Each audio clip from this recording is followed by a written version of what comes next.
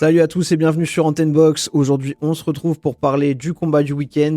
Alors, pas Munguia contre Bazignan, même si c'est donc vendredi soir, mais le combat qui nous intéresse, c'est Anthony Joshua contre Daniel Dubois, donc le choc britannique pour la ceinture IBF, détenu aujourd'hui par Daniel Dubois. Donc, détenu justement, injustement, on va pouvoir en débattre. Mais voilà, c'est l'occasion, en tout cas pour Dubois, de consolider ce statut de champion qu'il a acquis un peu par la poste, parce que la ceinture s'est fait retirer à Usyk par rapport au rematch qu'il a contracté avec Tyson Fury. Et du coup, Dubois l'a obtenu comme ça. Donc l'IBF procède souvent de cette façon-là. Et c'est l'occasion pour lui de la défendre de la bonne manière. Et quoi de mieux que de la défendre contre son compatriote, l'ancien champion du monde unifié, Anthony Joshua.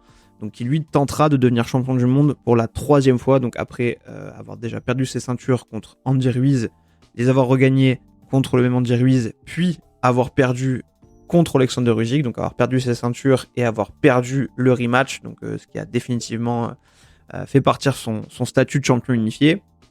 Et ce qui est intéressant, c'est qu'on est dans une vraie dynamique positive pour les deux, donc ce choc il arrive au bon moment. Franchement, c'est un combat moi qui m'excite beaucoup et surtout la carte me plaît beaucoup, donc on va en parler un peu. Je fais ce podcast un peu à l'arrache, j'ai pris mes notes mais il n'est pas aussi écrit que d'habitude. Je sais que j'ai pas été très présent ces derniers temps, j'ai fait un gros live avec Rob pour attraper tout l'été, mais j'ai beaucoup bougé, donc voilà, normalement je devrais redevenir un peu plus régulier. J'espère. J'ai pas pu parler de Canelo contre Berlanga, j'ai pas pu parler de Inoue contre Doheny et d'autres petites affiches comme ça, mais là, la fin d'année va être costaud, avec aussi notamment Beterbiev Bivol, donc ça on va bien sûr en parler, mais on va parler trop vite en besogne. Là on est là pour se parler donc de Joshua Dubois, et comme je le disais, moi c'est un combat qui me chauffe de ouf, déjà parce que choc britannique en Angleterre, ça c'est cool, franchement c'est hyper bien qu'il fasse ça à Wembley. Et la carte, elle met beaucoup de Britanniques à l'honneur, donc même quasiment que des Britanniques, je crois. Et ça, c'est hyper cool parce que c'est un vrai beau gala, il va avoir une belle ambiance, il y a beaucoup d'opposition, donc c'est top. Mais on va rentrer dans le vif du sujet. Je vais tout de suite parler de Joshua contre Dubois et pourquoi je suis content de ce choc maintenant. Déjà, si vous suivez un peu cette chaîne, donc je suis pas tendre avec Joshua quand il est pas convaincant. J'ai fait une vidéo d'ailleurs assez longue qui s'appelle Le déclin d'une étoile, donc où j'analysais ses récentes performances avant son combat contre Otto Wallin, je crois, et un peu sa résurrection, où j'étais assez critique justement par rapport à ce qu'il était en train de mettre en place. Donc depuis ses défaites contre Usyk, après on le sait, Joshua, le vrai stop, d'abord ça a été Andy Ruiz, il a fallu se reconstruire. Donc moi je trouve que ses performances à la suite de ça, donc, a été très prudente dans le retour contre Ruiz, mais c'est une preuve d'intelligence aussi pour un boxeur de savoir se montrer prudent. Mais c'est vrai que ça a tranché avec le style très divertissant que proposait Joshua, donc ce côté marche avant, un peu tueur, auquel il nous avait habitués et qui en faisait justement un boxeur qu'on avait plaisir à suivre. En tout cas que moi j'ai eu beaucoup de plaisir à suivre, parce que on l'a vu aussi dans des gros combats, des grosses oppositions. Contre Pulev, il était un peu plus timoré, donc c'était un peu compliqué.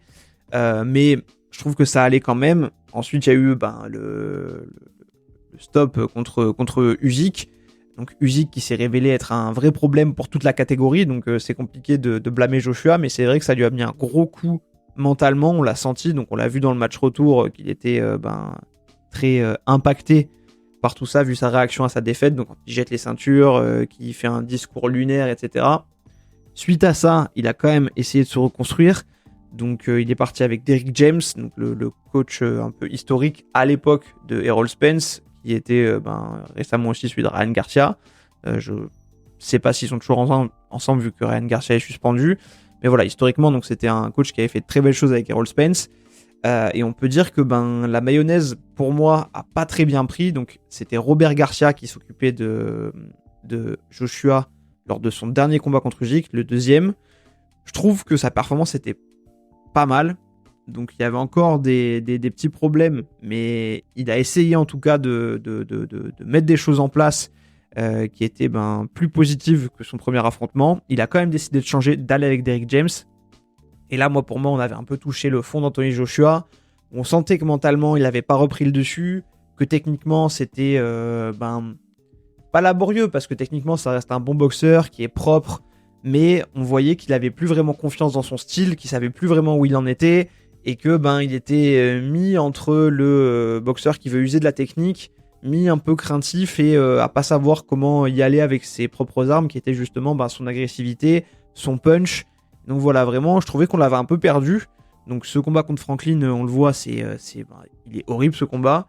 Et ensuite, on voit son combat contre Robert Helenius. Donc à la base, ça devait être contre Dillian Whyte. Pareil, j'étais content en me disant, ça peut peut-être un peu ranimer la flamme, c'est un bon matchmaking. Finalement, Dillian Whyte se fait prendre pour dopage. Donc c'est Helenius qui arrive pour prendre le siège. Helenius qui venait de faire un combat une semaine avant, je crois. Et en plus, était aussi dopé, ça on le saura après. Donc pour la petite histoire. Et en fait, ce combat, pareil, très laborieux. Je trouve qu'on voit que Joshua force beaucoup la droite, il a du mal à trouver ses repères, on voit qu'il est encore craintif. Et même s'il gagne par KO et qu'il renoue avec le KO et que ça lui fait un peu de bien, je me suis dit franchement là, il peut plus remonter la pente, c'est mort. Et il me fait complètement mentir et donc c'est ça qui était hyper cool, c'est que suite à ça, il se fait alliance avec Ben Davison, donc coach qui était le coach du retour de Tyson Fury, qui est le coach de Lakewood aussi, qui est un très bon boxeur britannique. Et le combat contre Otto Wallin, franchement, il est impressionnant, je trouve, de maîtrise, Joshua.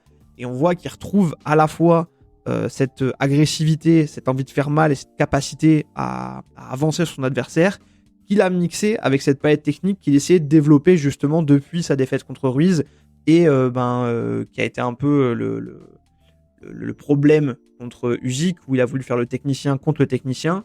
Là, il a réussi un peu à allier le meilleur des deux mondes, je trouve, contre Wallin. Et sa droite, on voyait qu'elle repartait bien, qu'il arrivait bien à la mettre, que ce soit au corps, à la face. Et il a vraiment réussi à renouer avec ses qualités. Et ça, c'est cool parce que il a réussi finalement à obtenir cette espèce d'alliage total entre ses capacités techniques qui étaient très bonnes pour un poids lourd, ça, il faut le dire, tactique aussi. Mais il avait réussi à faire ce step mental où on le sentait mieux dans son combat, à mieux gérer ses émotions, alors qu'en plus on l'a senti tendu toute la fight week et qu'on se disait ça va être une boucherie parce que il sait pas se gérer. Et il a retrouvé ses qualités qui ont fait sa force, donc je le disais, son agressivité, sa droite qui partait très convenablement et cet instinct un peu de tueur, donc qui a été beaucoup trop pour Otto Wallin. Et ça, c'est hyper positif. Donc moi je trouve que Ben Davison, déjà de ce point de vue-là, il a fait un très bon travail. Mais il faut se poser la question de l'adversité. Donc Wallin, on le juge parce qu'il a fait une très bonne performance face à Fury, parce qu'il a réussi à battre Mourad Gassiev, donc qui était un mec assez costaud, mais qui vient quand même des lourds légers, donc de la catégorie d'en dessous. Mais voilà, on se disait ça peut être forcément un problème, surtout qu'il était gaucher, que Joshua, il avait galéré contre Usyk qui était aussi gaucher, donc toutes ces interrogations, elles tournaient un peu en boucle, et on voit que il a fermé beaucoup de bouches. Après, on peut se poser quand même la question du vrai niveau de Wallin. Ça, on va en reparler. Mais c'était quand même un vrai step mental pour Joshua, où il a pu retrouver quelque chose. Suite à ça, en plus, derrière, il affronte Ngannou. Alors, sportivement, voilà, moi, je continue à dire que c'est pas un niveau d'adversité qui aurait dû lui poser des problèmes. On s'attendait à ce qu'il gagne. Malgré les difficultés qu'a posé Fury à Ngannou, on était sûr que Joshua, pour le coup, lui, ne le prendrait pas à la légère, ne le prendrait pas de haut et serait bien préparé. C'est exactement ce qu'il a fait. Et je pense que ça lui a fait un deuxième step dans son déclic où il a réussi à imposer sa boxe, à faire ce qu'il voulait.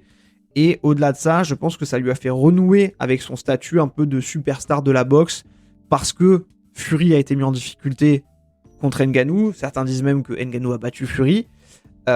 Et là, en fait, Joshua est un peu le vengeur de la boxe, celui qui éteint les doutes et qui marche sur Ngannou. Donc, quelque part, cette performance, même si ça reste quelque chose un peu à part, c'est quelque chose qui a vraiment recréé ce statut un peu de vraie star de la boxe chez Joshua, qui a confirmé sa remise dans une bonne dynamique. Et je pense que ça lui a fait beaucoup de bien, parce que du coup, tout le monde a pu comparer par rapport à Fury, et il s'est vu un peu remis à flot. Donc je pense que c'est ça qu'il faut pas sous-estimer dans le combat contre Ngannou.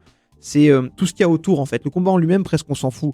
Mais c'est ce à quoi ça lui a fait renouer, là où juste avant c'était que des critiques sur son style, sur son mental, sur tout ça. Là d'un coup c'était redevenu Joshua, la fame, le mec des gros événements et le boxeur avec la droite impardonnable qu'on connaît. Donc voilà, moi je pense que ça lui a fait beaucoup de bien. Et du coup, il est un peu à un espèce de pic maintenant où il est revenu presque à la meilleure version de lui-même. Et ça va être très intéressant. Et donc, on va parler maintenant de Dubois, pareil, rapidement. Mais Dubois, ce qui est intéressant de son côté, c'est que c'est un boxeur, j'ai l'impression, qui est constamment en reconstruction.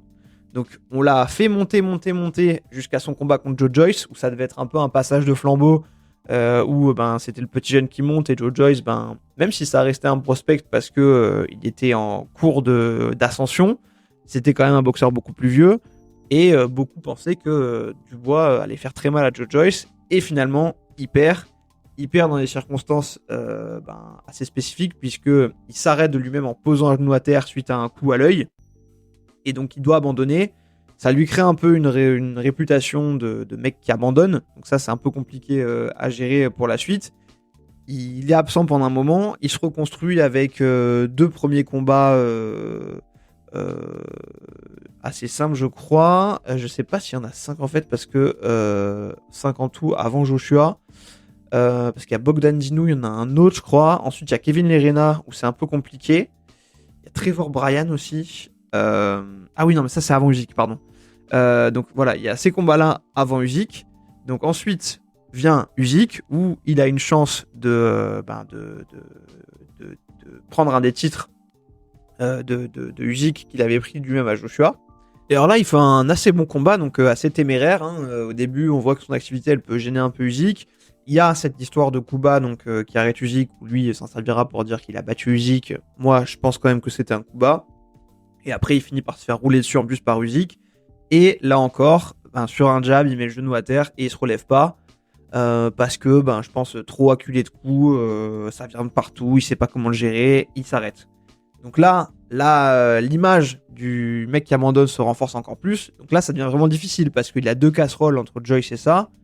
Et il a un peu perdu. Et là, bon matchmaking encore une fois de son promoteur, qui le fait revenir contre Jarrell Miller, donc un peu le tout pour le tout. Et Jarrell Miller, c'est pas un boxeur facile à gérer parce que c'est un boxeur qui avance tout le temps, qui est très relou, qui boxe un peu dirty.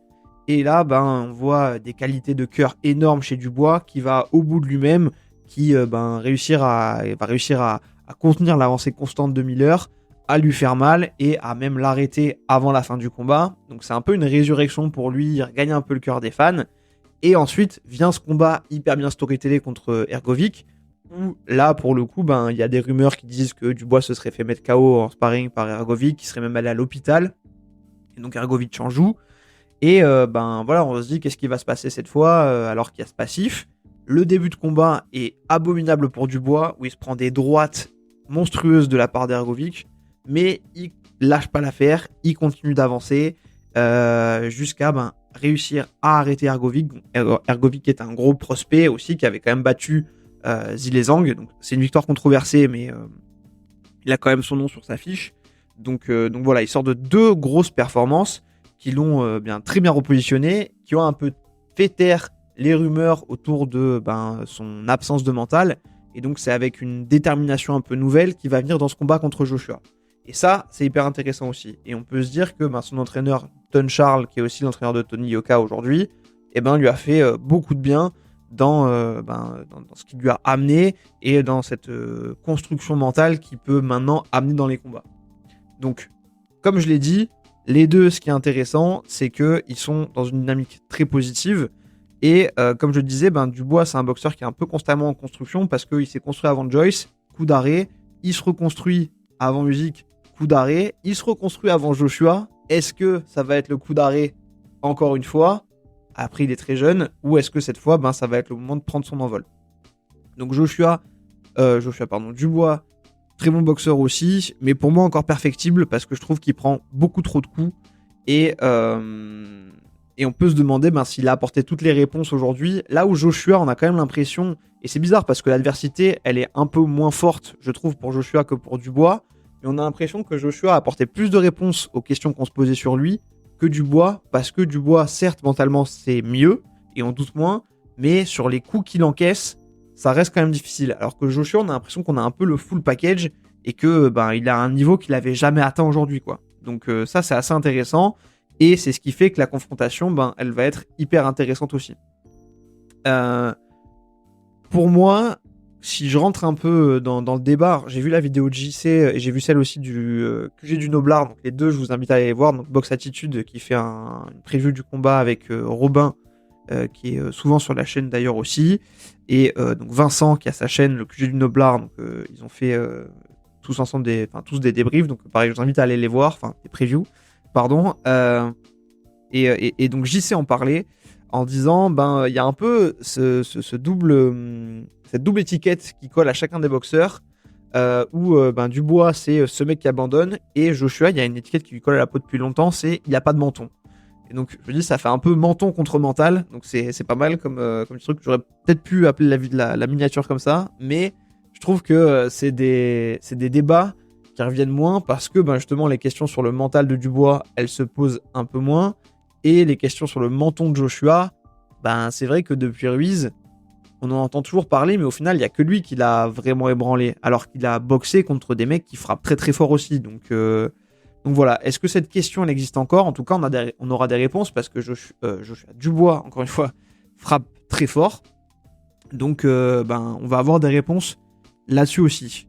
Et ce qui est drôle d'ailleurs, c'est que dans la conférence de presse, donc je sais pas si vous l'avez vu, là, celle qu'il y a eu donc dans la soirée de jeudi, je l'ai trouvée intéressante. Alors Dubois, on voit qu'il est complètement à l'ouest, je trouve qu'il a pas de charisme, c'est un peu terrible, mais il répond pas trop aux questions, ça se voit qu'il est vraiment dans sa bulle, il est un peu déter, il est un peu saoulé même des questions que lui pose le mec de DAZN. Ça se voit qu'il a envie d'y aller, mais voilà, il est un peu à l'ouest. À un moment, Joshua parle, il comprend pas ce qu'il lui demande, mais il met 2 minutes à 2 minutes, j'exagère, mais 10 secondes à comprendre et à lui demander ce qu'il a dit. Donc voilà, il est un peu à l'ouest et on voit qu'il est pas hyper à l'aise dans l'exercice. Mais ce qui est intéressant, donc, c'est que le mec de DAZN demande à Joshua comment il gagne contre Dubois. Et donc Joshua répond with my spirit, donc avec mon esprit. Bon, c'est pas vraiment l'esprit littéralement, mais c'est un peu justement cette idée de mental. Donc, se dire que Joshua, ce qu'il va essayer de faire, c'est de briser mentalement Dubois. Et voilà, on sent que la tension, elle est un peu montée côté Dubois. Joshua, lui, pour le coup, il est plus relax. Alors, on l'avait vu quand même assez tendu dans les dernières Fight Week, que ce soit contre Lenus, que ce soit contre Otto Wallin, justement. Donc, DF Reckoning est dans un niveau de tension énorme. Là, il est un peu plus cool, même si dans le face-off, là, c'est un espèce de face-off où ils sont autour d'une table, on voit les deux qui se chauffent, donc l'extrait est assez marrant, où Joshua d'un coup s'énerve en disant à Dubois de le respecter, parce qu'il lui dit que s'ils veulent se battre, ils peuvent y aller maintenant. Donc Joshua lui dit de se calmer, et puis l'autre insiste, donc il se lève, il met un gros coup de pression. Et voilà, j'aime bien ce Joshua là, qui a un peu la hargne, qui est un peu vénère et tout, ça me plaît. Là, il était quand même un peu plus cool. Ah oui, aussi, une autre info qui est marrante, j'ai vu des photos, donc on voit que Yoka prépare Dubois en sparring pour le combat contre Joshua, donc ça aussi, c'est assez intéressant. Ce serait cool d'avoir des insides, un peu de savoir comment sont passés les sparring. Mais bon, c'est un autre sujet.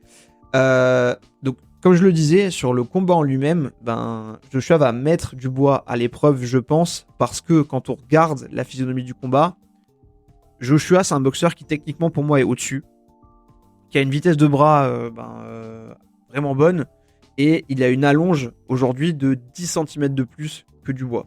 Ça va forcer Dubois à casser la distance, sauf que la boxe de Joshua, elle est vraiment calibrée pour ça en fait, pour le gérer avec son allonge et pour essayer de placer la droite. Et ça va être le game plan de Joshua, et il va falloir que Dubois soit hyper vigilant sur chacune de ses incursions pour pas prendre cette droite.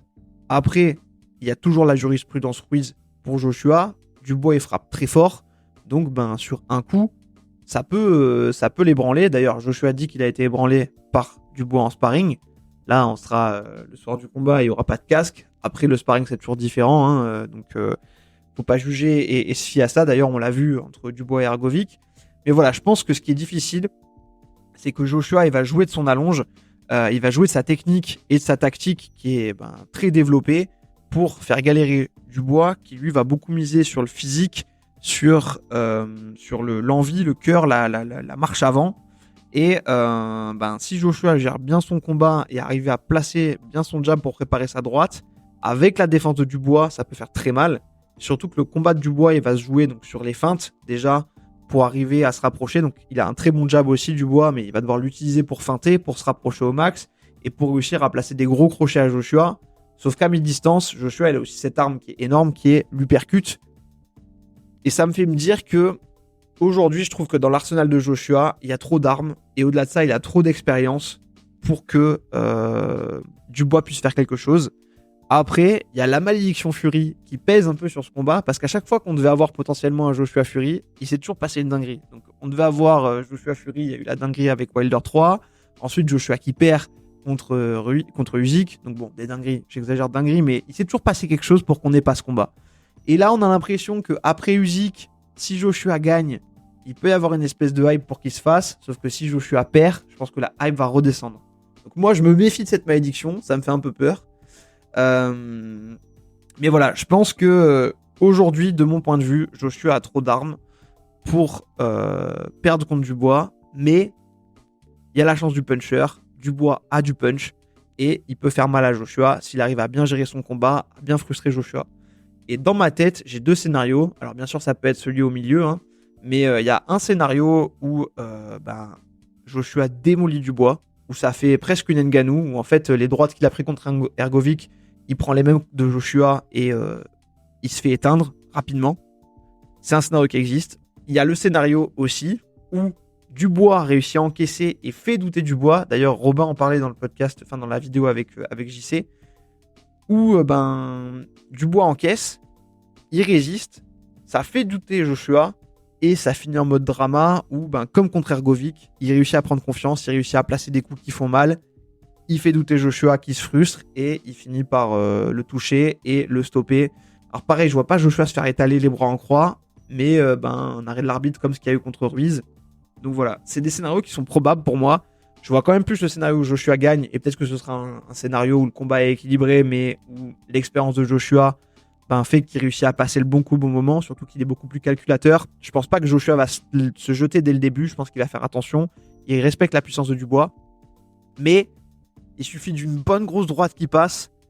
On le rappelle, Ngannou, il avait un menton en titane, tout le monde disait, il est inatteignable et c'est ce qui fait qu'il y a un risque pour Joshua.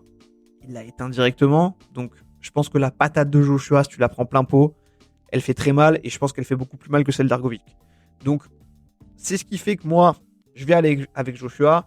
Joshua, moi, je le répète, j'ai été un gros fan pendant longtemps. Alors, ça veut pas dire un fanboy, ça veut pas dire que je peux pas voir ses défauts, mais j'aimais le boxeur qu'il était, j'aimais le divertissement qu'il amenait, j'aimais les défis qu'il prenait, ce qu'il a amené à la boxe aussi, parce qu'il faut le dire, Joshua, il a fait de la bonne pub pour la boxe, il a fait du bien à la boxe.